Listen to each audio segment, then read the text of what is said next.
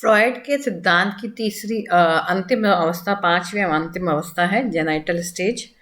Genital stage जिसको कि हम जननी अवस्था भी कहते हैं, ये 13 ईयर्स एंड अबव के लिए होती है। Genital stage. During the final stage of psychosexual development, the individual develops a strong sexual interest in the opposite sex. इस अवस्था में जो अपोजिट सेक्स होता है उसके प्रति व्यक्ति का जो बच्चा होता है उसका इंटरेस्ट रुचि डेवलप हो जाती है। This stage begins during puberty. जब बच्चे में वय संधि की शुरुआत हो जाती है, मेनार्के शुरू हो जाता है, उस समय में ये अवस्था शुरू होती है, but last through out the rest of A persons life. और ये तब तक रहती है जब तक कि उसकी लाइफ चलती है, जीवन पर्यंत चलती है अवस्था।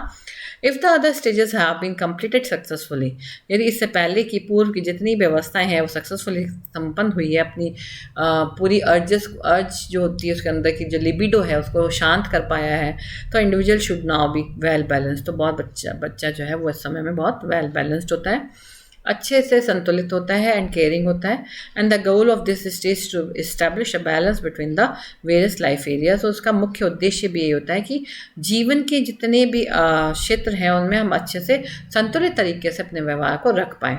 तो जेनाइटल स्टेज में मेनली जब अपोजिट सेक्स के प्रति उसका इंटरेस्ट डेवलप होना शुरू होता है, तो यदि पहले किसी भी अवस्था में फिक्सेशन हो चुका है, फिक्सेशन रहा है, कहीं पे कुछ बाधा आई है उस कंट्रोल में, अर्ज लिबिडो को शांत करने में मुश्किल हुई है, तो उसका दुष्प्रभाव, उसका नकारात्मक प्रभाव जो है वो हमें इसमें देखने में आसानी से दिखाई देता है। जैसे कि हम देखते हैं कि यदि बच्चा फर्स्ट स्टेज जो हमने पढ़ी थी, यदि ओरल स्टेज, उसमें फिक्सेशन हो रहा है तो उसका पर्सनैलिटी का प्रभाव भी हमें इस जेनाइटल स्टेज में दिखाई दे जाएगा। और यदि हमें सेकंड एनल में या फैलिक में, लेटेंसी में भी देखिए, फैलिक में जैसे ऑडिपस एंड इलेक्ट्रा कॉम्प्लेक्स के बारे में हमने बात करी, यदि उसका दुष्प्रभाव वहाँ पे फिक्सेशन होता है तो इसका दुष्प्रभाव इसमें दिखाई देगा कि बच्चा या तो अपोजिट सेक्स को देखते से ही नेचुरल बिहेवियर नहीं करेगा, आर्टिफिशियल बिहेवियर करेगा या झेप जाएगा, ओवर कॉन्शियस रहेगा।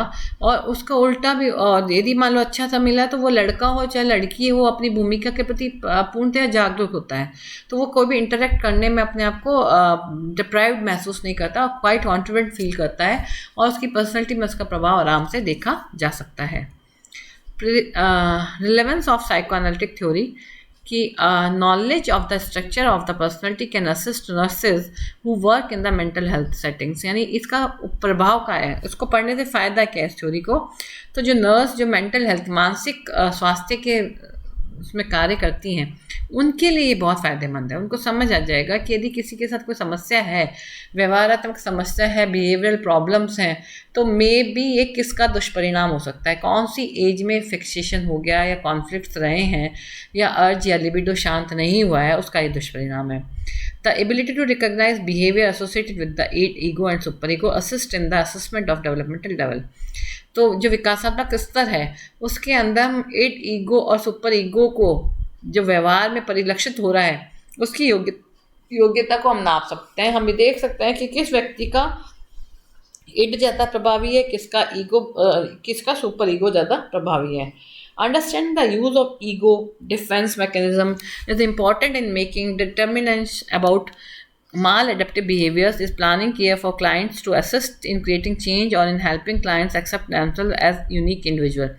इस समय में यदि हमने पढ़ रखा है, थ्योरी पढ़ रखी है, तो हम ईगो डिफेंस मैकेनिज्म का प्रयोग करते हुए जो भी व्यक्ति में जो व्यवहारात्मक समस्याएं हैं उनका समाधान कर सकते हैं। बच्चे को एक अलग तरह से ट्रीट कर सकते हैं और उसको समझा सकते हैं कि तुम अपने आप में एक विशेष व्यक्ति हो, तुम्हारी जो भी कार्य हैं वो विशेषता लिए हुए हैं, इसलिए घबराने की जरूरत नहीं है। ऐसा सब में होता है, या तुम्हारे में विशेष हुआ है तो तुमने कुछ योग्यता रखते हो, या जो भी समस्या होती है उसको हम उसके साथ में समाधान के रूप में समझा सकते हैं। तो ये थी हमारे फ्रॉइड की द्वारा दी गई थ्योरी। तो हम एक बार इसको रिवाइज फिर कर लेते हैं कि सिगमंड फ्रॉइड जो ऑस्ट्रिया वियना के रहने वाले थे, उन्होंने ये सिद्धांत दिया था। उनके अकॉर्डिंग उन्होंने मन की 3 अवस्थाएं बताई थी, चेतन, अर्धचेतन और अचेतन मन।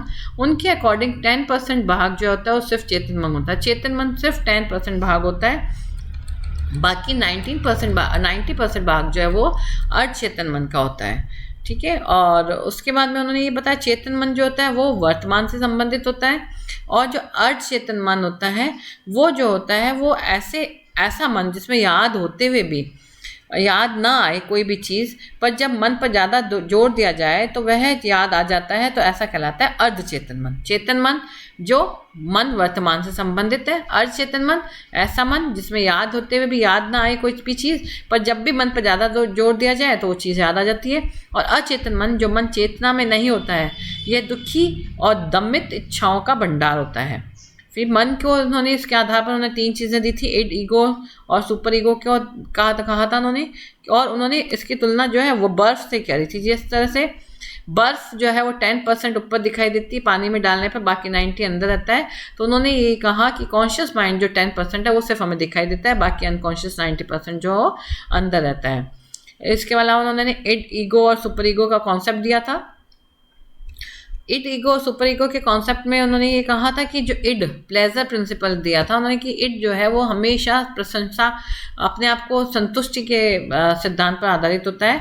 तो ये सुखवादी सिद्धांत पर आधारित होता है, ये अचेतन मन से जुड़ा हुआ होता है, काम प्रवृत्ति वाला सबसे बड़ा सुख होता है।